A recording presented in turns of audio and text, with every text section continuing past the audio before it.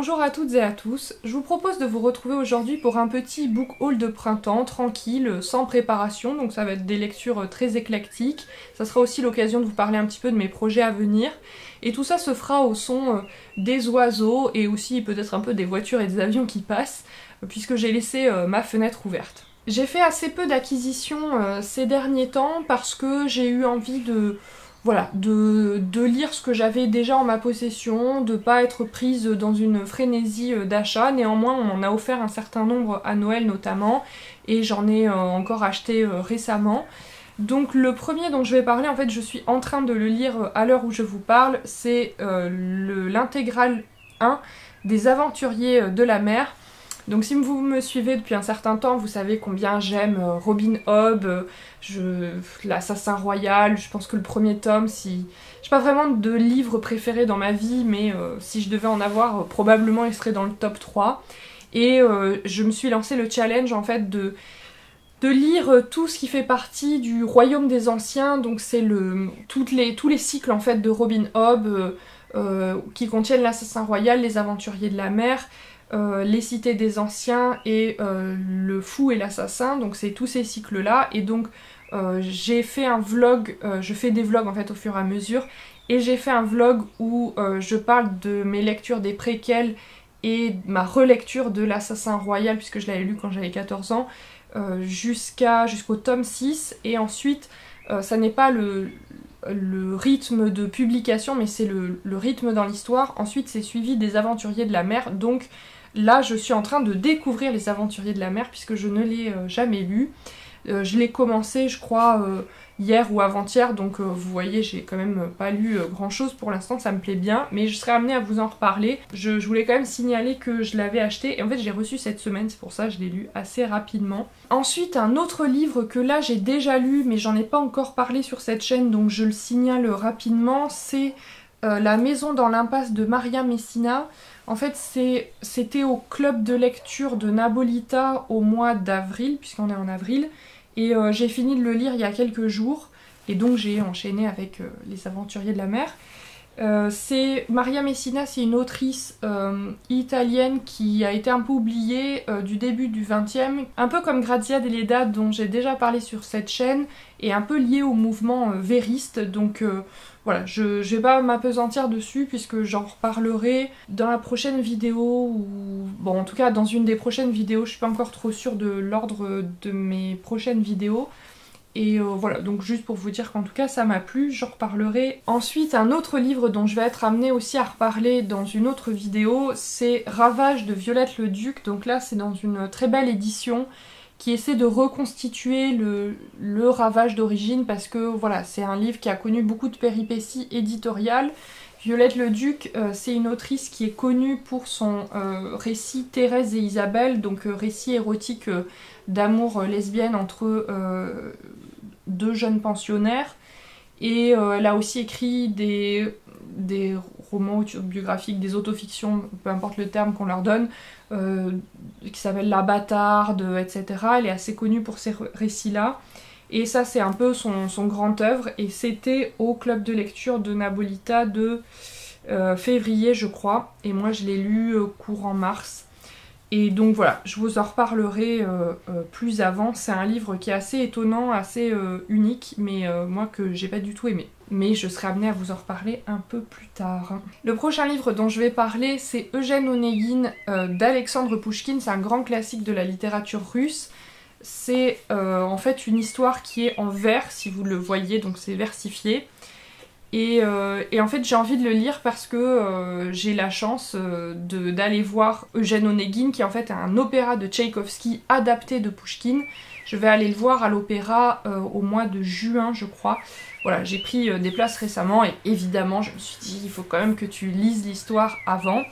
Je connais l'histoire, c'est celle d'Eugène Onegin, qui est un jeune homme un peu, je crois il est un peu dandy, il est un peu cynique en fait, qui est un peu dégoûté de tout dans la vie, et puis voilà, il commet un peu l'irréparable à plusieurs égards, et voilà, ça l'amène à réfléchir sa vie, son œuvre, etc.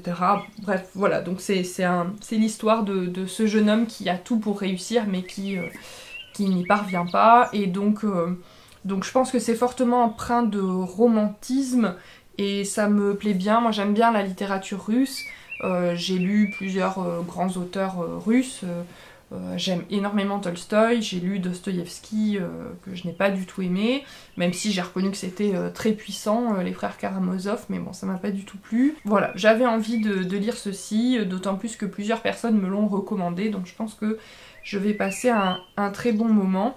Ça n'est pas une édition bilingue d'ailleurs, c'est juste en français. Mais je ne parle pas russe, donc c'est pas très grave. Voilà, donc il me tarde bien de le lire, je vais le lire, là on est mi-avril, je vais le lire prochainement, avant, je crois que c'est début juin que je vais le voir à l'opéra, donc voilà, je pense que je vais le lire prochainement. Ensuite, totalement différent, un essai qui s'appelle Ma vie sur la route, mémoire d'une icône féministe de Gloria Steinem. Tiens, c'est préfacé par Christiane Taubira. En fait, ça avait été recommandé il y a plusieurs années quand c'était sorti. C'était à la grande librairie et c'était encore à l'époque de François Bunel, il en avait parlé et il avait dit c'est incroyable, c'est une icône et tout, et moi je m'étais dit j'ai jamais entendu parler de cette personne, Gloria Steinem, et voilà, en me renseignant un peu, j'ai eu envie voilà, d'en apprendre un petit peu plus sur ces combats de, je crois qu'on appelle ça la deuxième vague du féminisme, donc ça correspond un peu, je crois, aux années 60, 70, etc. J'avais envie d'en savoir plus sur cette personne, c'est un essai qui a pas l'air très long, donc je lis pas beaucoup d'essais et de biographies comme ça de personnes, ça fait 300, presque 400 pages, un peu moins de 400 pages. Donc ça m'intéressait bien d'en apprendre plus sur l'histoire du féminisme, et ça sera sans doute à mettre en relation avec les autres luttes qui avaient lieu au même moment aux États-Unis sur les droits civiques, etc. Donc voilà, franchement j'ai bien envie de le lire. J'avais envie de le lire au mois de mars, dans le cadre de Mars au féminin, et puis bon, j'ai fait d'autres choix de lecture, mais il me tarde de le lire, je pense que ça va être vraiment très intéressant. À la fois de voir cette vie intime, de cette enfance de cette personne, et en même temps qu'est-ce qui l'a amené à faire des choix, ses choix politiques, qu'est-ce qui l'a amené à s'investir en politique. Donc ça a l'air super intéressant et il me tarde de le lire. Ensuite, une autrice qui a été recommandée par Nabolita dans une très belle vidéo qu'elle a faite où elle présente 12 ou 13 autrices française oubliée du XXe siècle. Elle recommandait Louise de Villemorin, et souvent pour cette autrice on parle de Madame II, qui est suivie de Julieta. Je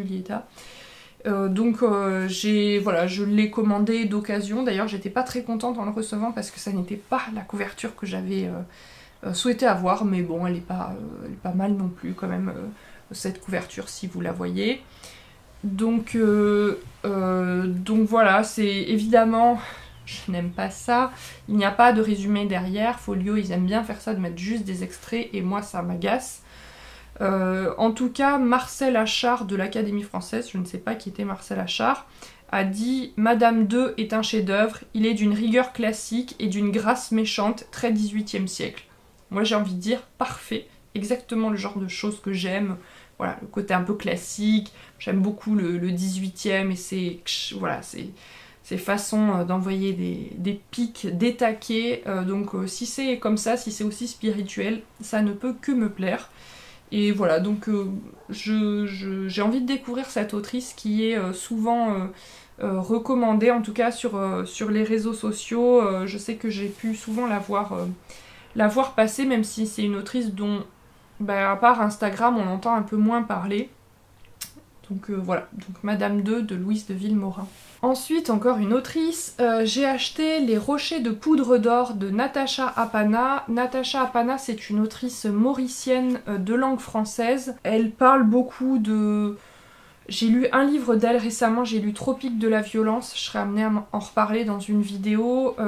Là, je crois que c'est son premier roman, et elle parle en fait de ses origines indiennes, enfin en tout cas je pense qu'elle romance sa famille qui venait en fait d'Inde. Il y a eu beaucoup d'ouvriers indiens qui sont arrivés à l'île Maurice pour remplacer les anciens esclaves après l'abolition de l'esclavage.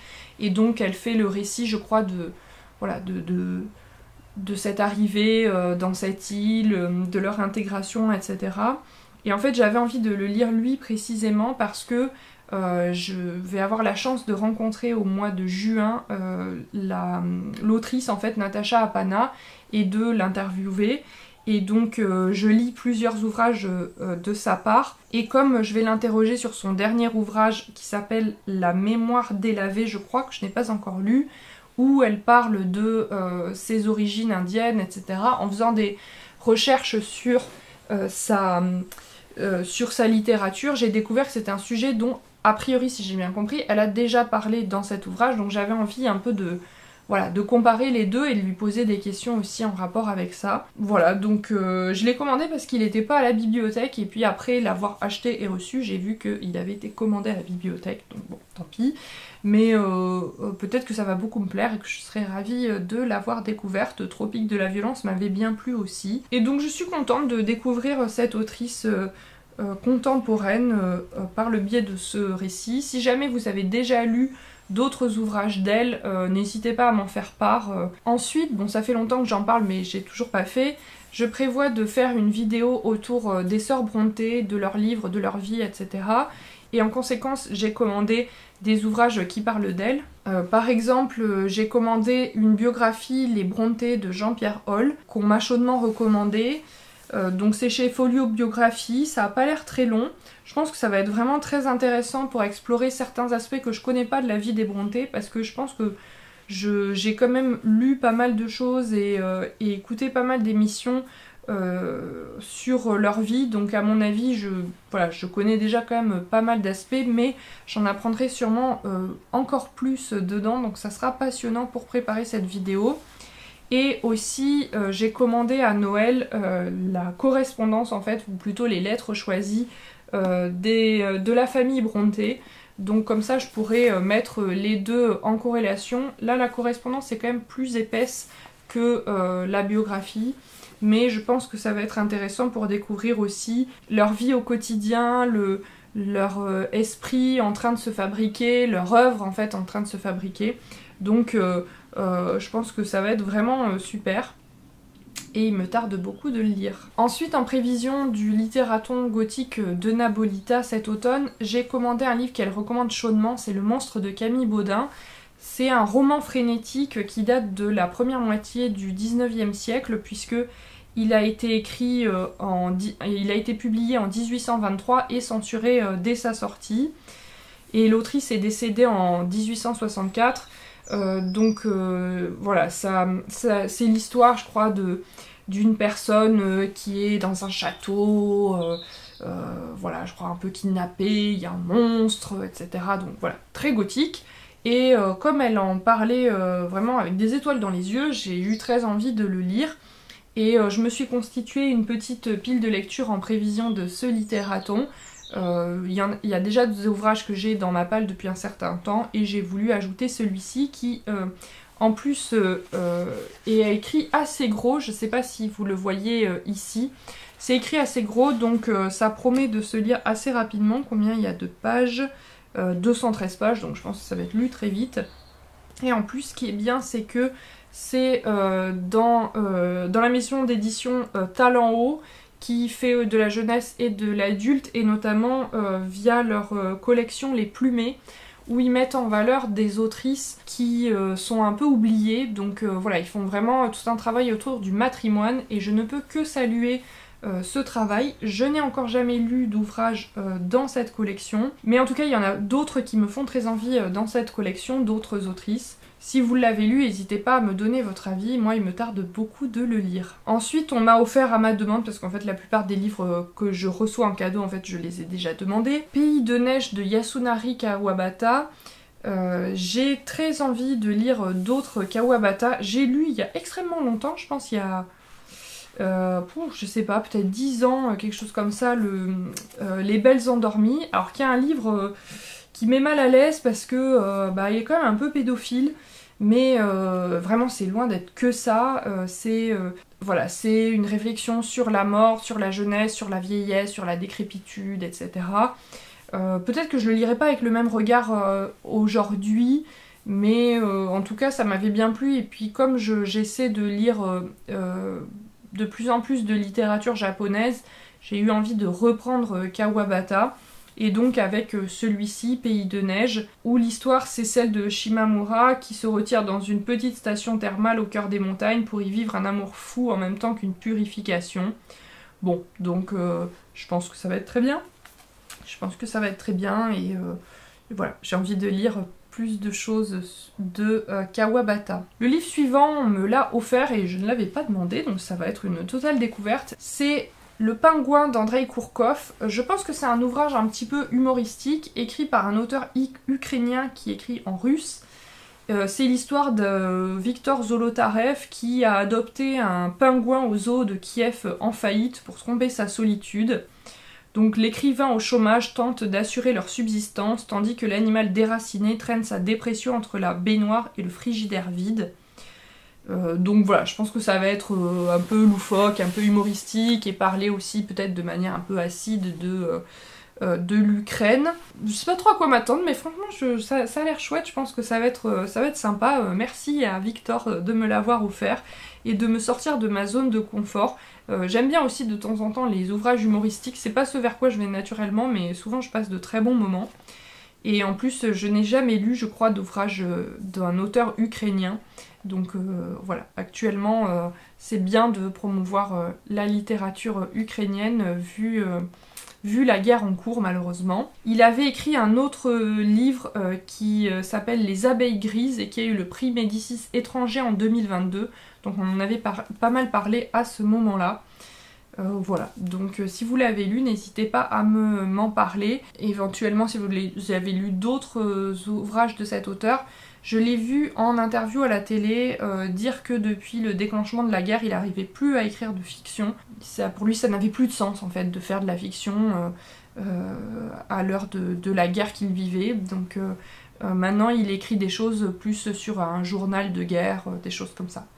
Voilà, donc c'est Le Pingouin d'Andrei Kourkov. Ensuite, depuis assez longtemps, depuis plusieurs années, j'ai dans ma pile à lire une biographie en fait d'un auteur que j'aime beaucoup, d'un dramaturge, c'est Bernard-Marie Coltès, et le livre c'est de... Ça y est, j'ai oublié le nom de l'auteur de la biographie, mais bon, il est dans ma pile à lire, et en fait je me suis dit que en lisant, ce serait bien aussi que je me replonge dans l'œuvre de Coltès. J'ai lu deux de ses pièces, j'ai lu Le Retour au désert et Dans la solitude des champs de coton, et j'ai demandé à ce qu'on m'offre Combat de nègres et de chiens. Et donc voilà, j'aimerais bien relire prochainement Coltès, relire Le Retour au désert, relire Dans la solitude des champs de coton, et aussi découvrir voilà, Combat de nègres et de chiens, Combat de nègres et de chiens, et lire en parallèle sa biographie. Ensuite, un livre que je compte utiliser pour plusieurs vidéos, je pense, et que j'aimerais lire pendant l'été, c'est Devdas de... alors ici, son nom est anglicisé, donc c'est Sarat Chandra Chatterjee, et en fait, en vrai, j'ai lu sur Wikipédia qu'il s'appelle Sarat Chandra, alors ça va être dur de prononcer son nom, Chattopadhyay, quelque chose comme ça, voilà, je vous l'écrirai normalement, mais là, bon, il a été anglicisé. Et Devdas, vous connaissez peut-être, c'est un des films Bollywood les plus connus, d'ailleurs, l'image de couverture provient du film. C'est d'ailleurs le seul Bollywood que j'ai vu de ma vie, et que j'ai bien aimé, mais j'ai trouvé un peu trop long à l'époque, mais je crois que ça fait un peu partie de l'esthétique Bollywood. Et en fait, j'aimerais aussi bien le lire parce que je prévois de lire des ouvrages de littérature indienne pendant l'été. J'avais envie de lire des histoires d'amour qui viennent de partout dans le monde, parce que en 2023, un de mes coups de cœur de l'année, ça a été Le Fusil de chasse. Et donc j'ai eu envie de lire voilà, des histoires d'amour qui ne sont pas celles qu'on nous présente habituellement. Parce qu'en fait, quand vous faites des recherches sur internet, sur les grandes histoires d'amour de la littérature, en fait vous trouvez que des trucs européens et globalement en fait français et anglais. Alors évidemment la plupart des sources que je lis sont françaises ou anglaises. Ah oui, si vous trouvez aussi de la littérature russe, puisque vous trouvez Anna Karénine, effectivement qui est une très belle histoire d'amour, mais ça m'a un peu agacée en fait en lisant ces listes. Je me suis dit mais moi j'ai envie d'entendre parler d'histoires d'amour d'autres endroits. Alors Antastasia a fait une très belle vidéo où elle parle des classiques amoureux du monde. Effectivement ça donne envie d'en découvrir, et moi j'ai eu envie voilà, j'ai fait quelques acquisitions dans ce sens, et je compte lire effectivement un certain nombre d'histoires d'amour hors de l'Europe, on va dire, et particulièrement d'Asie. Et donc j'ai envie de découvrir celui-ci. Je sais que c'est une très belle histoire d'amour tragique, et donc je pense que ça va être vraiment bien. Peut-être qu'il faudrait que je revoie aussi le film pour, après l'avoir lu, pour les mettre un peu en corrélation, parce que je l'ai vu il y a quand même pas mal d'années. Voilà, en fait le livre se lit assez rapidement puisque il fait moins de 200 pages. Et je pense que le grammage des pages est un peu important parce qu'effectivement ça a l'air plus important que ça n'est, mais en fait c'est 200 pages et il y a un lexique à la fin pour ne pas se perdre dans voilà, les éléments de la société, puisque en fait l'histoire de Devdas, pardon je vous en ai pas encore parlé, en fait c'est celle d'un amour impossible en fait entre deux amis d'enfance qui étaient faits pour s'aimer, mais ils viennent pas du même milieu social, et donc sa famille à lui ne veut pas qu'il l'épouse elle. Je sais plus comment elle s'appelle d'ailleurs, Parvati. Elle s'appelle Parvati ou Parvati, et donc voilà, c'est un peu l'amour impossible, mais il y a d'autres personnages qui donnent un côté chatoyant et tragique à tout ça, donc il me tarde de le découvrir en roman. C'est un roman qui date du début du XXe, je crois, et qui est considéré comme une des plus grandes histoires d'amour dans la littérature indienne, il me semble. Ensuite, toujours de l'amour, mais cette fois-ci en poésie, ce sont 100 poèmes d'amour de la Chine ancienne, donc toujours en lien avec ce souhait de lire plus d'histoires d'amour de pays non européens, et je voulais lire quelque chose qui venait de Chine. Il y a des histoires d'amour très connues, je crois que l'histoire d'amour la plus connue en Chine, ça s'appelle Les Amants Papillons, mais je n'ai pas trouvé de livre qui soit vraiment qui correspondent en fait à cette histoire-là. C'est peut-être pas un roman en fait à la base, hein, parce que le roman c'est aussi un truc un peu occidental qui n'existe pas de la même manière dans toutes les sociétés. Mais en tout cas, voilà, j'avais quand même envie de lire des choses autour de l'amour, et donc ici c'est des poèmes. C'est des poèmes qui en général sont relativement courts, c'est une édition non bilingue, vous voyez ça peut être assez rapide, c'est une anthologie, et c'est intéressant parce que il y a des choses qui datent vraiment de la période de ce que nous on appelle le Moyen-Âge, et à chaque fois il y a une petite introduction rapide sur qui était l'auteur, donc je pense que c'est assez chouette. J'en ai lu certains extraits et j'ai trouvé qu'il y en avait qui étaient très très beaux. Donc je pense que je vais passer un très bon moment à voilà, lire des poèmes d'amour écrits par des auteurs chinois. Et je vois qu'il y a parfois aussi des petites introductions sur voilà, des périodes littéraires de l'histoire chinoise. En fait ce livre il n'est plus édité, je l'ai acheté d'occasion. Il est édité chez Piquier, hein, qui sont spécialisés dans la littérature asiatique, donc malheureusement il n'est plus édité, mais j'espère qu'ils auront l'occasion de le rééditer pour que si jamais vous souhaitez le lire, vous puissiez éventuellement l'acquérir. Et ensuite, deux livres qu'on m'a offert à Noël, il y en a un, c'est en fait un peu un tract, c'est la collection Tract de Gallimard. Ça s'appelle Le français va très bien, merci, d'un collectif qui s'appelle les linguistes atterrés. Je connaissais les économistes atterrés et maintenant c'est les linguistes atterrés. C'est un petit tract qui coûte 3,90 € actuellement, puisque le prix du livre augmente, donc je ne sais pas ce qu'il en sera dans quelques temps. Ce qu'il en est dit, c'est les discours sur les fautes saturent quasiment l'espace éditorial et médiatique contemporain.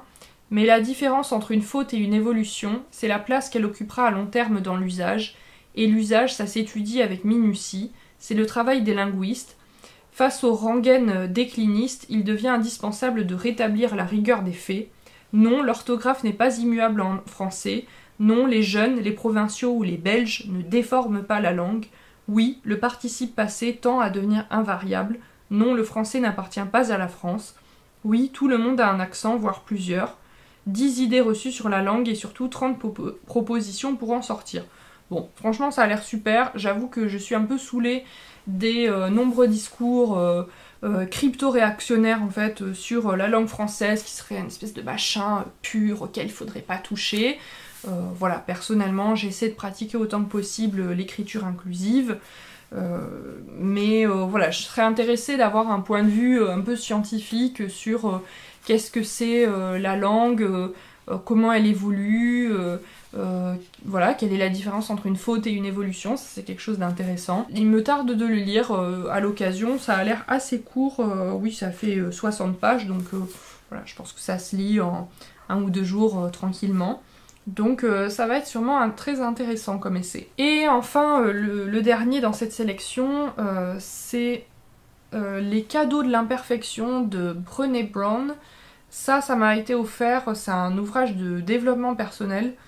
Bon, je suis un petit peu plus sceptique là-dessus, mais je crois que c'est sur le fait d'accepter l'imperfection, etc. Ce qui me va bien parce que moi j'ai un côté, je ne m'autorise pas personnellement l'imperfection, donc peut-être que ça me permettra de réfléchir à ce sujet et d'être plus apaisée par rapport à ma quête absolue de perfection dans tous les domaines.